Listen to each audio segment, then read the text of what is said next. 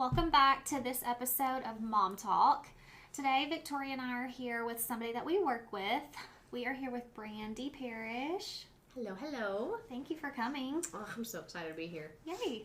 So, Brandi is a massage therapist with us, and I feel like that just really fits your personality. You're so caring, and you really listen. Do you feel like that? Yeah, like I've been wanting to be a massage therapist since I was in 5th grade.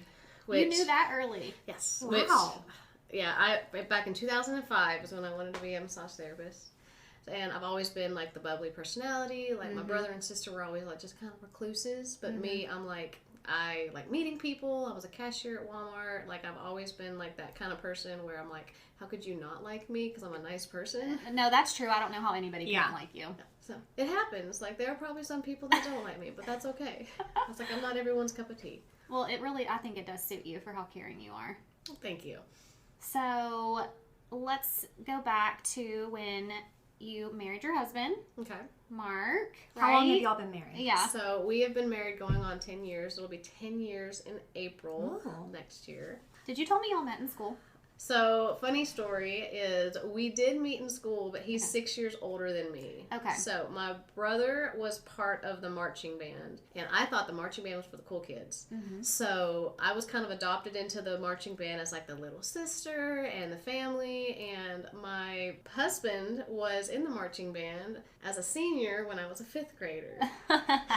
So, when you think about it like that. I was like, oh wow, I'm adopted and all these people are my brothers and sisters, and it was so cool. Well, obviously, he had a girlfriend. I was way too young for him then, but I knew him in 5th grade. And then, like, as I got older, like, I went through a MySpace phase where I was like, ooh, I wonder what everyone's doing now. Like, I went through my yearbook and just looked for pictures of everybody. I'm like, huh, I know him. So I just added him on MySpace. Good old MySpace. Yes. I know. What a throwback. I miss MySpace. It's still a thing, just a fossil, like Blockbuster. But, so I found him on MySpace, and I just, like, I had him as a friend, and then we didn't even start talking until, like, maybe 2011. I thought of him as, like, my best friend, just a big brother figure I could ask for advice, and I was in a relationship at that time. Just talking to him, I was like, look, I don't know if this is really working out, because the guy that I'm currently dating, I kind of feel like he might end up being abusive because he's just like not the right person. Like he didn't do anything. He's just very controlling. And he was like, well, I would definitely not date him. So I ended up breaking up with him. We still talked off and on, me and Mark. And then like 2 months after I broke up with that boyfriend, he's like, so if I moved back down to Tennessee, would you be willing to try out our relationship? I was like, yeah.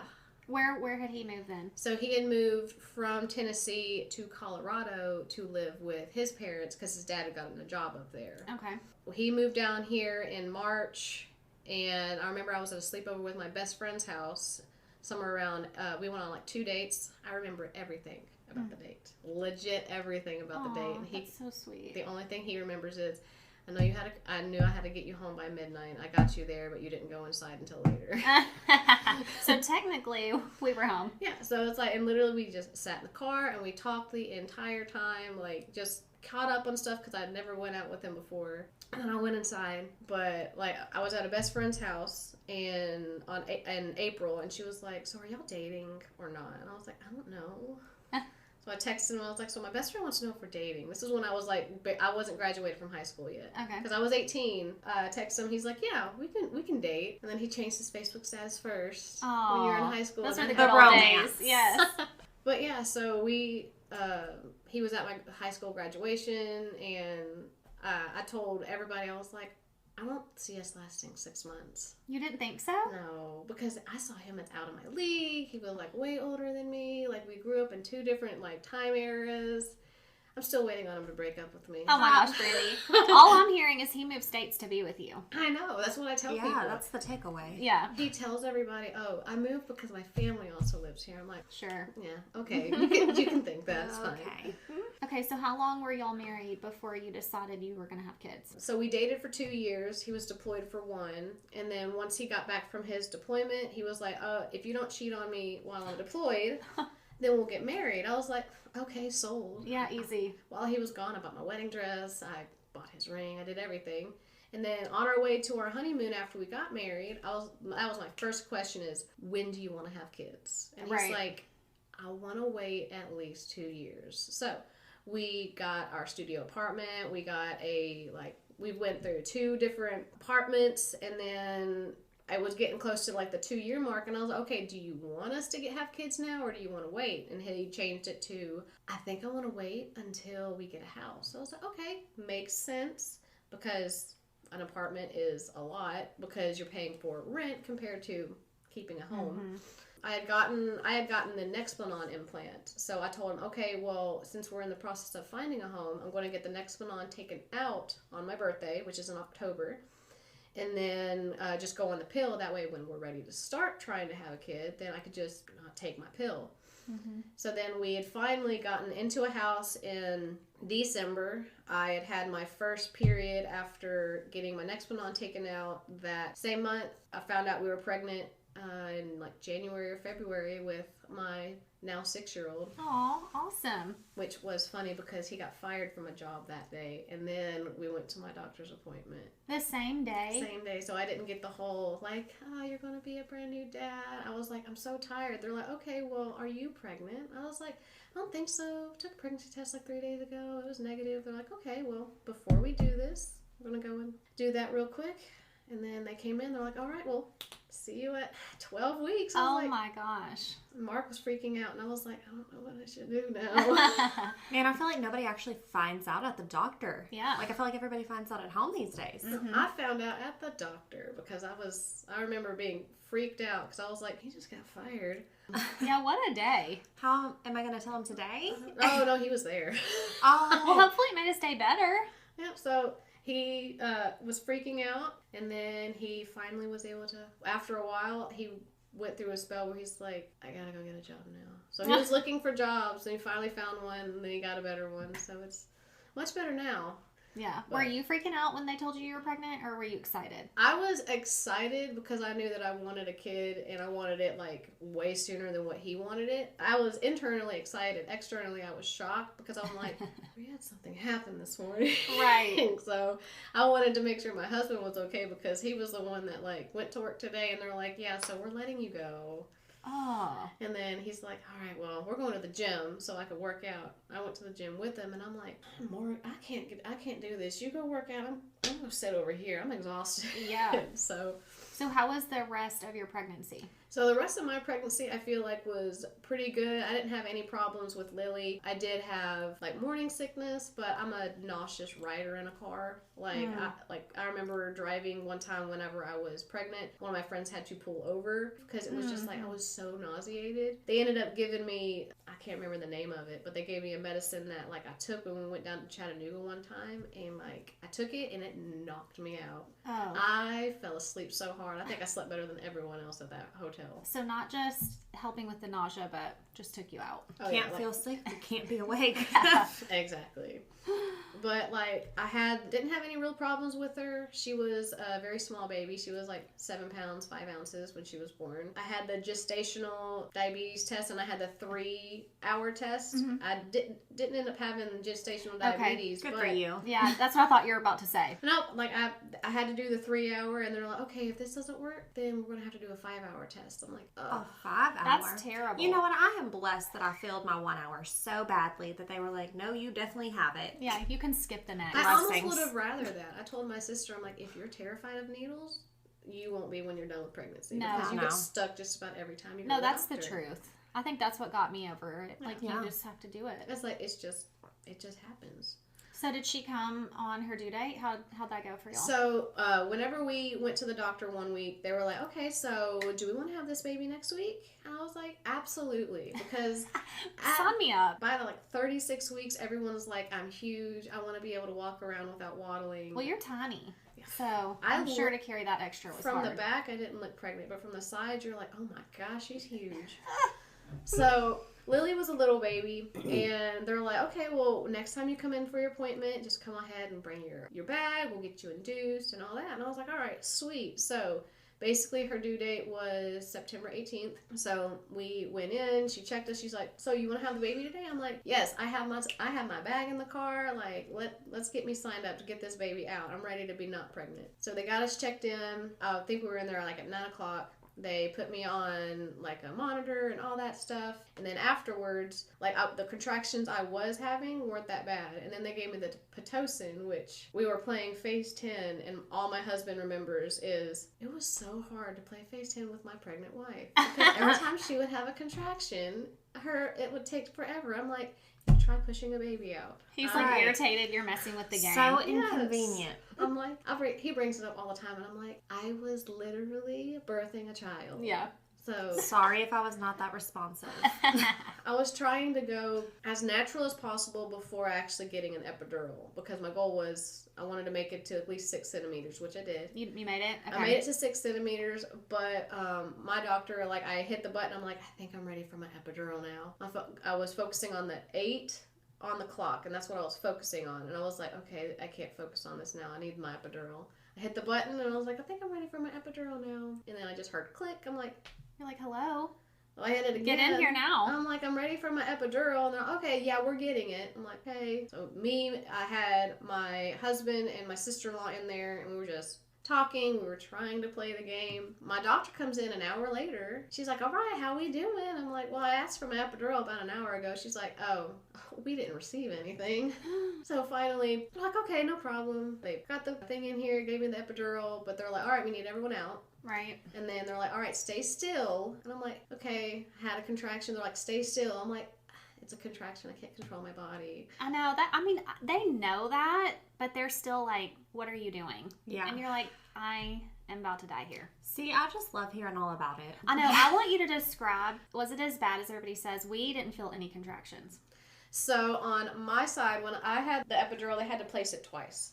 So I had an epidural, and they put me back on the bed, and I was there, and they're like, okay, well, how are we feeling? I was like, I feel kind of weird. Like, I feel like one side of my body is numb and the other side's not. They're like, well, let's give it a minute and see if it just evens out. They put a pillow under me, see if it would even out, and I was like, okay. A few minutes later go by, and I'm like, no, like, right here hurts. Like, so you could feel a contraction on half your body. Yeah. So, and they're like, oh, well, that's your bladder. And I was like, on my hip. For those who can't see where you're pointing. It's like right above my hip, like right beside my belly button is where I was having my pain. And they're like, oh, okay, yeah, well let's get you catheterized. I was like, I went to the bedpan before. Like, my sister-in-law has helped me get on the bedpan while y'all did this already. And they catheterized me, and they're like, huh, there's not a lot of urine in here. I'm like, right. I told you. This is I not my went. bladder. Yeah. Finally, they're like, I was like, look, this boob, I can feel. This boob, I can't. Okay? Like, it's half my whole body. Yeah. So they're like, okay, well, give us a minute. Guy comes back in, and he's like, okay, we're going to go, like, one vertebrae down. Like, takes it out, puts it right back in. The good thing is, it's like, I guess I kind of didn't really feel putting it in that time, because half my body was already numb. Oh. So then finally get me back up, and then it was completely fine. Didn't feel anything. It felt weird because it was like all working its way down. I'm like, okay, it's finally evening out. Yeah. I can focus a little bit more. Of course. Could you feel yourself pushing since you were numb? No, kind of, but not really, because it's like I felt like it was not progressing. Mm-hmm. It's like when they broke my water, it was broken at 1, and then they came in right around, like, apparently it was like 9 o'clock is when they came in, and they're like, Mark's like, yeah, it was like 18 minutes from the time that you started pushing to the time Lily was here. I'm like, it did not feel like 18 minutes. How long did it feel to you? It felt like an eternity. Like, I feel like I pushed for a while. So whenever it was time to start pushing, they got me up where in the birthing position. It was so uncomfortable. And the one thing I remember is I am terrified that I'm going to, like, tear, which I ended up tearing, and they ended up having to cut me, do an episiotomy. Oh. So that was fun. But when I was pushing, the first thing she said, she's like, well, the good thing is I can see her head. The bad news is she's not a redhead. And I'm like, put her back. Oh. Let her cook longer. Yeah. That's so funny. So I started pushing, and the doctor looks at me, and she's like, Brandi, I hate to tell you, but we might have to use the vacuum to get her out, because you are not a big person, and she is not a big baby, and she is not coming out. So I was like, okay. I'm pushing. They finally have to end up using the vacuum to get her out. But I spiked a fever during labor, which made Lily spike a fever during labor. She was sent to the NICU almost immediately after to get antibiotics. I was set there to get antibiotics. So she was probably the biggest baby in the NICU. Aw. And nothing was wrong with her except she spiked a fever. Yeah. Afterwards, when they got me, I didn't get into my permanent room until like 2 a.m. And like they brought Lily into us for like maybe 30 minutes and then took her back to the NICU. But she's 100% perfect. She is 6 years old now. Absolutely a handful and a terror. She's adorable. Oh yeah. She's sassy. So. Okay, so did you think you were gonna plan on having kids back to back, or did Mark want to wait in between? Mark 100% wanted to wait. It wasn't until right after COVID that he was 100% like kind of okay with having another one. Like I knew for a fact that I wanted another one, and so I got off birth control. And then he's like, "Brandi, I'm looking at my family now, and I'm seeing it's perfect with one." Yeah, perfect with one. And I'm like, babe, as much as it breaks my heart that you don't want another one, you need to tell me that you don't want another one right now. Even if it's not like, even if you don't want one right now or 2 years from now, I need to know so I don't get pregnant when you're not ready. Because I'm under the impression any heartbeat that you bring into the family needs to be discussed, whether it's a baby, a fish, a dog, a cat. Agree. So was he an only child? So he is the youngest of 4. Okay. He has 2 brothers and a sister, and he's the baby. Okay. How does he feel about his siblings? He's like, y'all, we're just good with one. We don't need all that in the house. As far as I know, he likes all of them. He's like, it grew up different because there was one girl with 3 boys, and he's like, it was harder to have 4 because the parents were basically outnumbered. Yeah. But he says that one of his brothers is the milkman's child because he doesn't look like any of them. Oh my gosh. All of them pretty much live here except for one of his brothers lives in Virginia. Okay. But he liked it because they were all very close. They still are kind of close, but you have your own little community. You grew up close and then you just stay close to each other. It's like having your best friend forever. I know. We have a big family, so that's how I feel. Oh, yeah. Yeah. It's like, I don't think I've told him I'd be good with 3 children. He's like, I always wanted 2 children and then potentially adopt. Okay. But now he's like, I'm okay with just having 2 kids. Okay. Like, we can do 2 kids. So he's agreed to 2. He's agreed to 2. And if it happens that I have twins, then we're in trouble. Ooh, do they run in your family? My sister-in-law has twins. Okay. So it's a less likelihood, but if it happens, then it's just how it is. You know, before I had kids, I was like, I definitely want twins, just knock it out. And then that I had a child, I was like, how do people do more than one at a time? Ugh. See, I still, before I was told no more kids, I still wanted twins. I know. Because I do not enjoy being pregnant. It is not easy on my body. I don't have fun. I like the belly and that's about it. But yeah, so that would have been a win for you. I was still down for twins because I wanted 4. to 7. She wanted 4 to 7, Brandi. To start out, I thought 7 was delusional after I had 1. But My brother wants 7. Really? 4 still sounds realistic to me. Yes. And so twins was my answer. Yeah. Doesn't matter now, but twins would have really solved my problem. Brandi, I feel like I'm hoping for twins for you next. Yes. Hey. Don't tell Mark. Hey, Mark, don't listen. I have warned him. I'm like, look, if we have twins and I get what I want and you just get an extra baby, it's right. like just... It's a win-win. It's a buy one, get one. Yeah. So, a BOGO. Just don't be out here having triplets or anything crazy. Okay, so after COVID, go back to your next pregnancy timeline.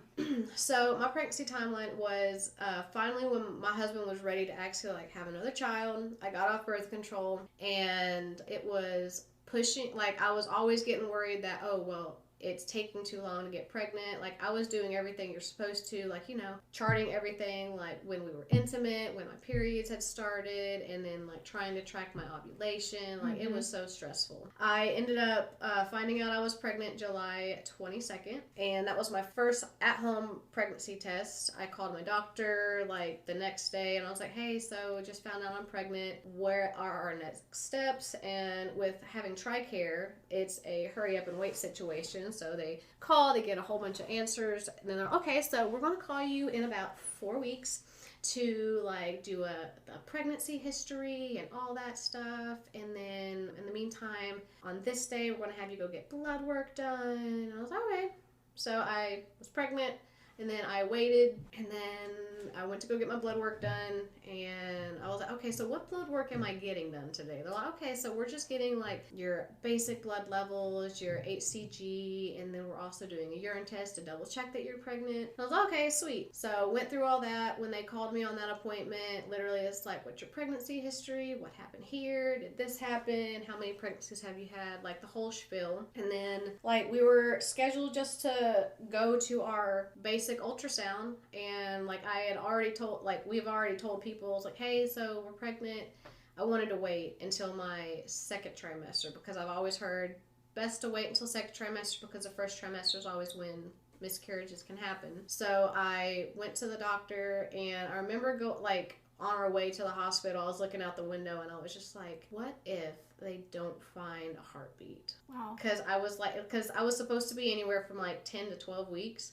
And I knew like heartbeat was going to be visible. They'll do blood tests, and you'll actually be able to see like possibly like the baby. So I remember just that one thought rolling through my head. It's like, what if they don't find anything? And then I just shoved it away. I was gonna say, you just try to push that thought back. Yeah. So it's like I just shoved it back. So we park, we get into the hospital, and I'm like really excited. Like, I'm finally gonna see the baby today. And we get into the doctor's appointment, and they do the ultrasound on my stomach because at 10 to 12 weeks should be big enough to actually find it on your belly. And then they're not finding anything. She's like, how many weeks did you think you were? And Mark's like, oh, well, this is what my app says. And I was like, well, my app says this too. So he's like, okay, well, we're going to go get a major. And I'm like, that's not good. So you knew at that time, like, you were worried. Yeah, because like it's big enough now that they should be able to see something. Because with Lily's ultrasound, I think I got one at like 7 weeks, but even then they did it transvaginally. Mm-hmm. So when they said that they were going to go get a major, I was like, this is not good. So they step out and they're like, oh, it's probably just like a little bit younger than what we thought. And I was like, okay. So they're like, just go ahead and get undressed and we'll get you situated. So major comes in. He's like, all right, so we're going to go ahead and do this, blah, blah, blah, explain transvaginal. That way it's like just better picture. You can see everything. So then whenever he's looking at the thing, he's not saying anything, and I'm looking over there. I'm not seeing anything. And I'm starting to get a little worried. And my husband's holding my hand because I'm like, he's going to say something I'm not going to want him to say. I was like, I didn't want him to say there's no baby, there's nothing here. Because that's the word, like, I didn't want him to say there's no heartbeat. Because that's the one thing, it's like, I want there to be a heartbeat. So he's doing the ultrasound, and he's taking pictures, he's taking measurements, and then he's like, okay. And there was a pause, and I'm like, here it comes. He's like, so this is what I'm seeing. Right here is a gestational sac. Mm-hmm. And if you look, that's all that's in there. And I was like, so is this a psychotic pregnancy? Because that's what I've heard, that it's like your body can like give off pregnancy hormones. Mm-hmm. And it just like, oh, well, you're not pregnant, but we're just going to give you the same symptoms of it. And he's like, no, so you are pregnant. But we like to call this a blighted ovum, which is when a embryo or egg doesn't develop, or it stops developing and the body actually reabsorbs it. So he's like, it looks like you have what's called a blighted ovum, which there's no reason for it to actually happen. 1 in 2 pregnancies will end in a blighted ovum. Wow. And then 1 in 4 pregnancies will be a miscarriage, and then 1 in 2 will be what I had, which was a blighted ovum. And I was like, okay, so what does this mean? He's like, I'm not saying that there's not a possibility that there is an egg in here, but I'm telling you what I see right now is that this is not a viable pregnancy. So they gave me a front and back piece of paper, like explaining like what this is, how to handle a miscarriage, what's going to happen. And then they stepped out and they're like, okay, we're going to give y'all a minute. And like my whole world just shattered because I was like, I'm no longer pregnant. I'm about to have a miscarriage. Like I thought like it was like, okay, well, the worst is over. It's like I'm just gonna bleed and we'll just try again. But it was just like we've been trying for a year, right? And it was so heartbreaking. It was like, and my husband, like he was just there. Like at that point, I was like, I don't think it hit me until like I got home. You were just kind of in shock. But it's like, I know I cried for like 3 days. But I cried in the doctor's office, and then they're like, okay, so we're going to tell you to get blood tests done. That way we can monitor your HCG. So we're just going to double check that maybe this can work, but they qualified it as a blighted ovum non-viable pregnancy. So I got dressed, I got everything on, and I was just sitting there waiting for them to tell me what to do. And then they're like, okay, so you're going to go to the lab, I'm going to get blood tests done. And I remember sitting there, and at the hospital that I go to, they give you a purple book when, like, you have your first ultrasound appointment. I kept on seeing so many people with those books, so many pregnant women in there, and I just looked over at Mark, and I'm like, that's not going to be me next week. That's not going to be me. That's heartbreaking. Yeah. So, I remember, like, I was just sitting there, and I was just, like, crying, and people were probably looking at me, like, I had people staring at me. I looked a blubbering mess. So then finally I go get my blood work done, and they're like, all right, how are you doing? I was like, I'm not well. And then I just kind of left it at that, because it's like, read the room. It's like, obviously I'm having a fantastic day. So went home. Of course, I had to tell everybody. It's like, hey, I just made I told everybody personally that was close to us, and then I just made a huge Facebook post like, hey, this has happened. I don't want to talk about it. We are okay, but this is a hard time. And then... Did you feel like you had good support? I did. With my husband, he was there to help me through literally everything, because like when they told me about the miscarriage, I was like, I still had to be a mom. I had to tell Lily, hey Lily, Mom's not pregnant. How did she take that? Did she understand? So her being sick, she was excited to be able to see the ultrasound. Like, she wanted to be able to see the baby. So I sat down after we had calmed down a little bit. I think we did it right before she went. It was at the evening time. So I told her, I was like, okay, so we went to go look at the baby today. And so when they did the ultrasound, they didn't see anything. So sometimes the test will show up positive, and then whenever they go in, they take a picture, they don't see anything. She's like, there's no baby? I'm like, nope, there's no baby. But that means that we'll just wait, and maybe we'll have another baby in a few months, a few years, but there's no baby right now. And even now she's like, Mom, when you have a baby, I want to be able to help with it. That's so sweet. It's like, she really wanted to see the ultrasound. She wanted to see if it was a girl or a boy and find that out. But she took it better than what I thought she would. I thought she would, like, I think she started tearing up because she was excited for it. But then she was like, well, that's okay. And I was like, oh, that's good. Yes, how sweet. So I went about my day because they told me, so you're going to experience some light cramping and some bleeding. So I was like, okay. So I just put on a basic pad, and I was like, all right, so I'm just going to continue. I started spotting, like light spotting, like after that appointment. I got home and I was like, okay, so this is what it's going to be like. Work was nice enough to give me a few days off so I could just like kind of grieve and like just be there and just be present. So then I went to work on Monday and I was fine. On Monday, I was good. I was just like walking around. I was taking care of my clients. And then I think it was Monday night that we went out to dinner, and then we went to Golly G's right after. So we're sitting there at Golly G's, and all the women know what it feels like when you start your period. Like when you're like, I just started my period. It was like that, but like times 10. Because we were outside and we were playing the big Jenga, and then like I just like stood up to like readjust myself, and I remember like adjusting myself and hovering, and I was just like and I reached back, and like there was just blood all over my hand, and I looked at Mark and I'm like, Mark, and he's like, what? I'm like, so I get up and I race to the bathroom, and at this point, like there's like I'm having blood basically trickle down my leg. Oh my gosh. Like I'm in shorts because this happened in September, so it was still kind of hot outside, and like it had saturated the back of my jeans. Disclaimer, whenever you have a miscarriage, it's like kind of graphic. So I was passing clots the size of like some as big as my hand, like my palm. Oh my gosh. I went to the bathroom, and like whenever I pulled my pants down, I was just like, what am I gonna do? Like I'm in a Golly G's right now. Right. Like I am getting ice cream with my family. Right. Yeah. This is not the time for this. So I don't know what to do. So I improvised with what I had. So I tried calling my sister-in-law because she's a nurse, and then she didn't answer. I tried calling my other friend who's worked at a hospital. She didn't answer. So I tried calling one of my other friends who's a nurse. So I'm like, I need to know, do I need to go to the hospital? Right. I was just about to ask you, is that typical, normal? So apparently, it is. So I ended up, my husband had a towel in his car, thank goodness. Yes. Went home, I sat on a towel, and she's like, Brittany, if that's, you should probably go to the hospital just to get checked out at least.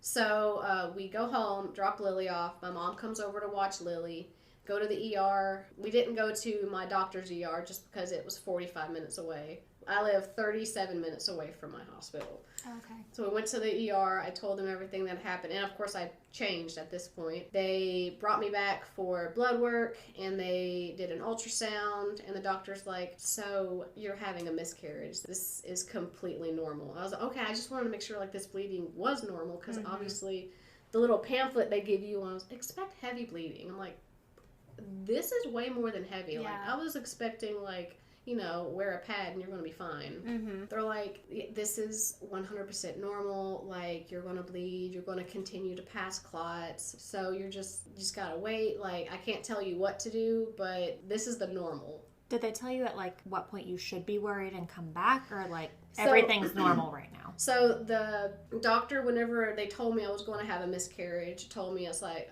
they gave me some information, but because I was in such a shock, they gave me mainly like a pamphlet. They told Mark stuff, but what they told me was if you're bleeding through 2 pads an hour for 2 or more hours, to come back and you start like feeling dizzy or losing consciousness and stuff like that, or having like unbearable like cramps. Like when I think of cramps, I'm thinking doubled over, can't get out of bed.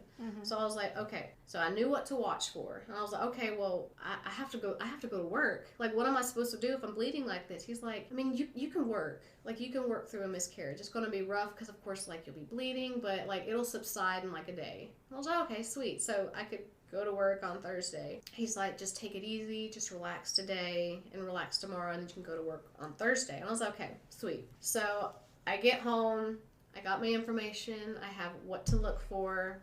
And when I get home, I'm like starting all over again. Like I started crying because I'm like, okay, it's finally happening. I decided, okay, well, I'm just going to go out and help Mark do a little bit of shopping because there's a few things that I need. I need to get to pins. I need to do all this. During this time, I think that here is where the 13th that we went to go get the pads, and I started wearing like overnight period panties because I was like, you know what, I'm gonna be doing bleeding, so I'm just gonna go ahead and get that. So went shopping.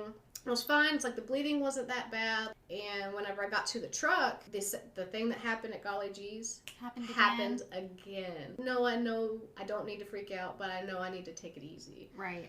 So got home, got myself cleaned up, and I'm still like passing these massive clots. So it's like, they said I'd be done within a day. It hasn't been a solid day yet. So I was like, maybe it's just one more day. So I called one of my best friends and she's like, this is normal for me when I had my miscarriage. She's like, I was passing clots. I was like, were you able to work? She's like, yeah, I was able to work. It's like, it's rough, but I was able to work. And I was like, okay, well, go to sleep. And the next day, it's Wednesday. I literally have only got out of bed twice, and that was I sat in bed as long as I could, and then I was like, okay, I'm going to go upstairs, make myself comfortable. I had a blanket, I had my tablet, I had my phone, I had everything with me right there, and I was like, okay, I'm here. Mark's been a helper through all this. I'm like, babe, I need you to can you take Lily to school? And he's been taking Lily to school, he's been picking her up, and the thing that I can say the most about Mark is during all of this, I was going through physical, mental, emotional, like turmoil. He had to watch me go through all this, which had to have been like miserable because it's like, what can you do when... Right, there was nothing he could do. The only thing he could do is, hey, can you pick Lily up for me? Right. Because, like, I physically can't. Well, everyone says this is normal. Like, I called, like, one more of my friends that's had miscarriage. She's like, yeah, it's pretty normal, Brandi. It's like... You're going to bleed, you're going to pass clots because you want to pass that tissue, like you want to pass what's in your uterus. I was like, okay, well, I got up, I started moving around and like helping with Lily a little bit because I was like, I've been in bed all day, I'm probably done bleeding. So I got up, like got really a bath, and it was like around 7 or 8 o'clock, and I had been like on the couch in bed like literally all day. So I'm like, okay, I'm just going to help out a little bit. And as soon as I stepped up, it just drenched again. I was like, this is ridiculous. Yeah, and you're trying to talk yourself into this is normal. Yeah. Because everybody's like... Because legit, everyone was like, yeah, you're going to bleed. Because I've had at least 2 or 3 friends have miscarriages. They're like, yeah, I bled this heavy for a very long time. And it was rough, but I was like, okay, well... So Thursday rolls around. I was talking to one of my friends who works at the spa, and I was like, I don't know if I can go to work. Right. Because I'm literally, every time I stand up, I feel myself bleeding. So one of my friends took my shift Thursday. Friday, I do the exact same thing. I've saturated by the time Friday rolls around, I know something's wrong because I'm still bleeding so heavily. I had a box of 7 menstrual panties, and I was on my last one. Like, I had soaked through all of them in a span of like 3 days. Yeah, that's a lot. So, I mean, that should have been my clue, like, hey, this isn't normal. But when everyone's like, no, this is what I went through. This has happened before. I'm like, okay. The night before, I remember calling one of my friends. It's like, I feel miserable. Like, I'm bleeding still so much, and it's been like 4 days. Right. So Mark is getting ready on Friday. I'm like, Mark, I can't go to, like, I call Amy from the spa crying because on Friday, my goal was, okay, I'm going to go to work. I'm going to go to work today. I get up like an hour earlier than what I normally do. I get up, I get dressed, and I'm sitting on the couch, and I'm like, I feel myself bleeding again. I'm just like I sit there, and I'm just like, I can't do this anymore. So I call her, and I'm like, look, I am so sorry to tell you this, but I can't come to work today. I'm about to have to call my doctor to figure out what is going on. And she's like, Brady, you take care of yourself. Like, we will get it taken care of here. You just need to, like, I was crying. I was, like, a hot mess. So finally, I crawl into bed thinking it's going to take forever for my hospital to call. And my doctor calls me back, like, basically as soon as I get off the phone with them, because I had to leave them a message. And they're like, you need to get here as soon as possible. Oh, wow. I was like, I live about 45 minutes away. They're like, you still need to get here as soon as possible. Yeah, start driving. Yeah. I was like, okay. So I call Mark, and I'm like, hey, you need to get back here. They want to see me at the hospital, like, now. So we go to the hospital, and finally, like, Mark, you're going to have to, like, wait, because I am walking with like clots and stuff falling out of me, so it's like it feels weird. I have to walk, and I'm going to be as slow as possible, because at this point it's like for the last 2 days I'd have like these small little waves of just like light dizziness, lightheadedness, and I was just sitting there and it would just go away. I was just like, thought I just got up too fast, and I'm like, but I also am bleeding a lot, so it's probably just that. So I went to the doctor, and they're like, all right, well, just bring her back to the room. Just bring her back to the room real quick. So, all right, so what do we have that's going on here? I'm experiencing, like, I was having, like, moderate cramps, like, a really, really heavy period, and I was just like, this is miserable. I had a heating pad on, and he's like, okay, so I'm, like, still heavy bleeding. I'm still clotting. And he's like, all right, so I need you to get undressed. We're going to examine you. When I went to the ER, they just did the ultrasound. They didn't actually examine me. They get me on the table, and he uses a speculum or whatever, and he's like, all right, so here's the deal. You have a massive clot keeping your cervix open. Oh, wow. So I was like, what does that mean? He's like, so whenever your uterus contracts to get everything out, it pushes that clot up to let stuff out, but it's not coming out. So I had Mark beside me. I'm just like, I just need this out right now. I was like, it's been a long 4 days. So he gets in there. He needs forceps, ring forceps, like Q-tips, betadine, and he gets this massive clot out of my cervix. And then, like, finally, once he gets everything out, he's like, all right, want to get everything situated? And he's like, how are you feeling? I'm like, I feel 10 times better than what I did. Like, you it was could immediately? Immediate relief. Almost immediate relief. Like, it was still uncomfortable, obviously, wow. But it was like, as soon as he got everything taken out, I was just like a sigh of relief, and I was just like, I was like, I feel empty. Wow. Like, my whole body just felt empty, and I was like so emotionally drained, and I was just, he's like, okay, I'll be right back. I need to go get a few things. I need to go put in some medicine, so we're just gonna have you sit here while I go get that stuff situated. So I just sat there, and I was just like, like it's over. I enjoyed the calm and the peace of my body being a little bit more mine. And I looked over at Mark, and I'm like, you okay? He's like, that was a massive clot. Wow, so you could see it. Oh, yeah. So no, he was not okay. No. He's Mark like- is never okay again.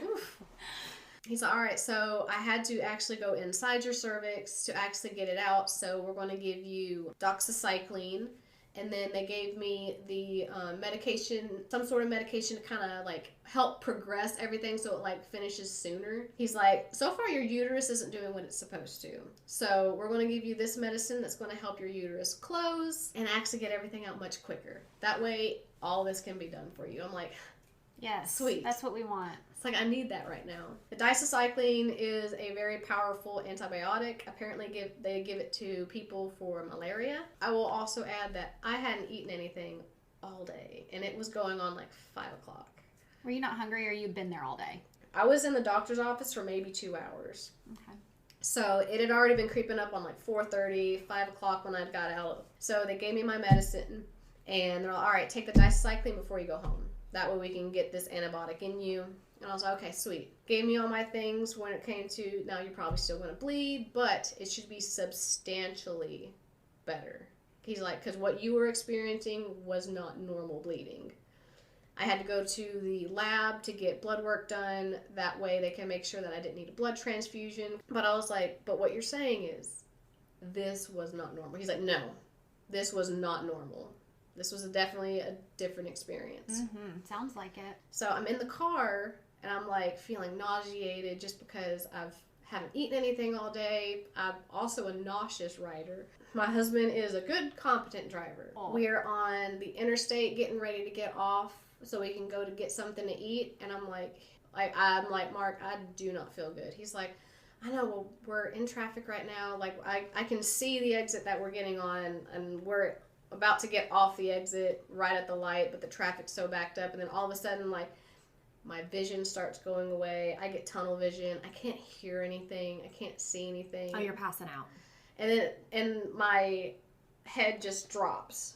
Oh my gosh. If I was Mark, I would freak out. And so he's over here like, babe, Brandi, babe, like yelling at me for like 5 seconds. And then like I come to and he's like, are you okay? And I was like, I just stare out the window and it's like my vision just slowly comes back and I'm like, Sure, I'm fine. yeah.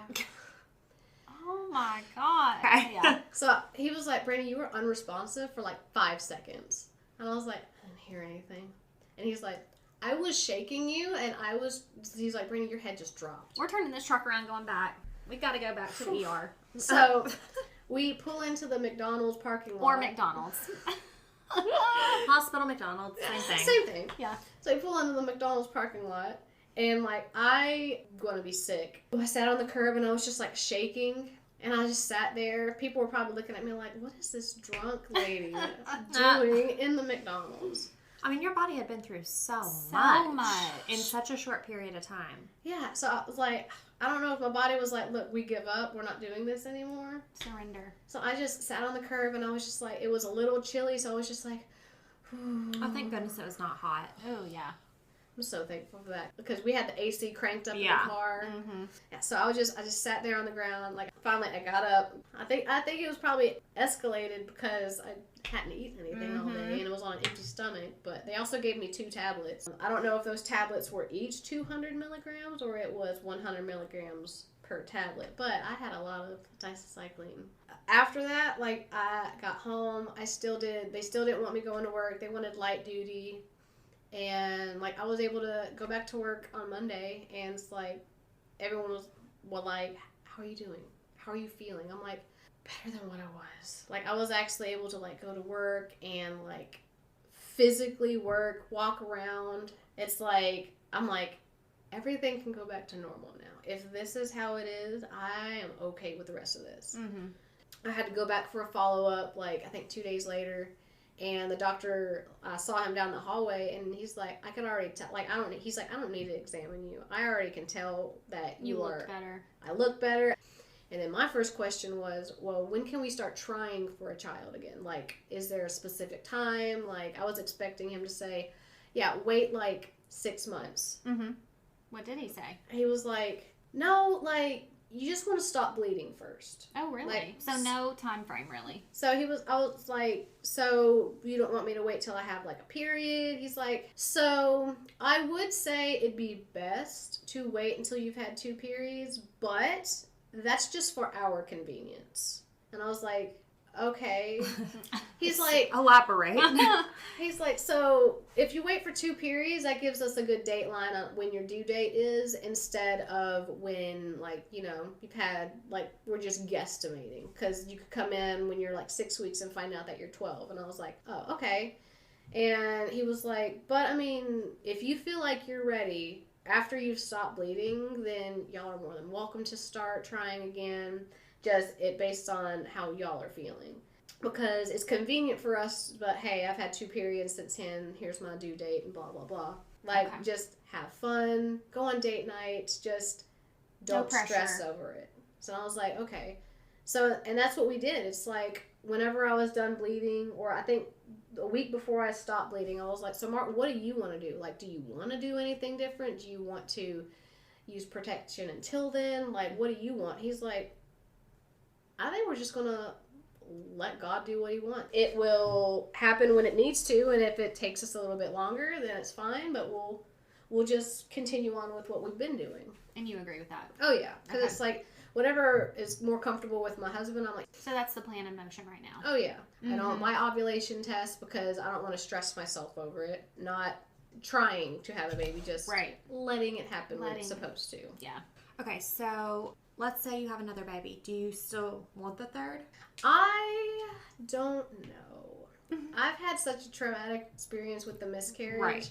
I feel like the next time I get pregnant, it's just going to be like high anxiety, because once you have a miscarriage, it's like, well, pins and needles the whole time. Yeah, because it's like when like everyone tells you, it's like, oh, well, spotting during like the first trimester is normal, and I was like, yeah, but spotting during the first trimester is normal, but how in the world can I expect to believe that, oh, it's not a miscarriage? Right. Like... that's going to be your first thought now. Exactly. So it's like, how am I going to trust it now? Like, how am I going to trust my own body when I can't even trust it to do what it's supposed to do, which is grow a child?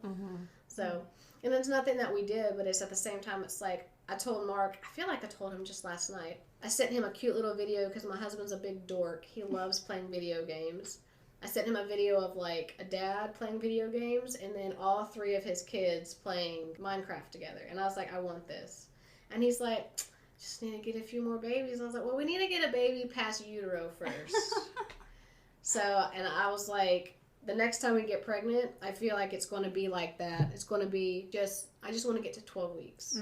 Make it to 12 weeks. And then once you make it to 12 weeks, make it to 20.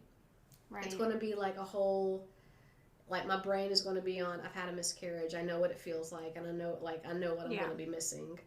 It's like Mark, 100%, he would be fine with just having Lily. Which I love Lily. I would love for her to have someone to be with, though. Like, have someone to play with, even though they'll be 7 years apart. That's how far apart my sister and I are. Yeah, so it's like, I want her to have a playmate. I want her to have someone to take care of. Yeah. Mark would be perfect with 2, perfect with 1. I think he'd be overloaded with 3. I would love 3, I think. Having Lily as the oldest, 7 years apart, and then let's say we have another one, and then having one like maybe 2 years later would be a good age gap, because then it's like, okay, well, Lily can help with the 2-year-old, and then I have a newborn. So it's like... you have like a little mom assistant when you have that type of age gap. Exactly. I think it's just so cute. Exactly. So it's like, if I had to pick an age gap, but I think when we have one more, I'm hoping it's a boy, that we can have one boy, one girl. Okay, that's what I was going to ask you, if you have a preference. I would like a boy because I have a name picked out for a boy. I don't have a name picked out for a girl. I hate to say that. It's like with Lily. She took your girl name, yeah. I had Lily. Lily was my grandmother's name. Lily Marie was my grandmother's name, and that's what I wanted. My husband wanted Allie Marie, and I was like, Allie is too ordinary. And he's like, but it's so cute. I'm like, we can have Marie. Yeah. But I want Lily. He's like, okay, well, we get my middle name, so it's fine. I was going to ask, did y'all agree on names? Because Jarrett and I, we each got 3 vetoes, and he vetoed my girl name. Like, my main girl name. He vetoed it. So I told him, I was like, look, I have these names. Like, we kind of split it with her name because I was like, when I had boy names, I was like, what do you think about this one? He's like, I don't know. I was like, he vetoed half my boy names. Like, half my boy names, he was like, I don't like it. It was like, if we had a boy, I wanted to use the name Owen or Tegan or Sloan. He's like, I like Owen. I was like, He's like, I'll give you one. I was like, you don't like Tegan? He was like, mm-mm. I was like, what about, you don't like Sloan? He's like, Okay, we'll just have one boy, Brandi. So with Lily, it was, Marie is kind of a family name. I let him have Marie, and then I had Lily, and then I told him, hey, when we have a boy, I've already got a name picked out. And he's like, okay. I was like, Lincoln Matthias. Does he agree? He's like, yes. Oh, okay, he great. agrees with Lincoln Matthias because I was like, I either want it to be Lincoln or Matthias. And he's like, why don't you just do Lincoln Matthias? And I was like, oh yeah, we can do that. And you Are you have gonna? two L's. Yeah, I'm like, are you gonna stick with L's? Probably. Either way, like 'Cause boy that's- or girl. I think that's what I wanted to try and stick with is LMP because then their initials will all be the same. Oh, Cute. that's But sweet. I want to be able to call, when we get pregnant, hoping it's a boy, I want to be able to call him Link. That's husband's and my favorite video game, which is Legend of Zelda. Okay. I have a girl name picked out too from Legend of Zelda too, but I'm really hoping for a Link. Right. Okay. So, Okay. but yeah. Mark was so supportive during this entire experience. Like, I can't emphasize how much it was that he was there, and like if I needed something, I asked him and he was like, no problem, I can help out with it, because when someone goes through a miscarriage, it's like we emotionally, physically, and mentally go through like the loss, whereas like, and we physically lose it, but your spouse, like, they are there, like they're just present, is how my husband explained it. He's like, I was just there, like I couldn't do anything, like I can hold your hand, I can't sympathize with you, like it's my loss too, but at the same time it's like you're going through everything. Right. So he was there for me the entire time. Like if I needed to cry, if I needed to sleep, or needed him to go pick up just more pads or pick Lily up from school, like he was, I don't think I could have done it without a support system, for sure. Mark is the MVP. Yep. That's the takeaway from this. Yes, we love you, Mark. And I really seriously appreciate you sharing that. I mean, I know that's a lot to talk about again. Well, it's something that I feel like needs to be talked about more, because it's like my experience obviously is different than everyone else's, but like miscarriages are not talked about. It's almost like a taboo. Mm-hmm. But I would not have known that blighted ovum was even a thing. Oh, I didn't until today. So it was like, I was always told that, oh yeah, miscarriages can happen. I never expected it to happen to me. Mm-hmm. Whenever I went to the doctor, they were like, yeah, 1 in 4 pregnancies will be a miscarriage. And then 1 in 2 is a blighted ovum.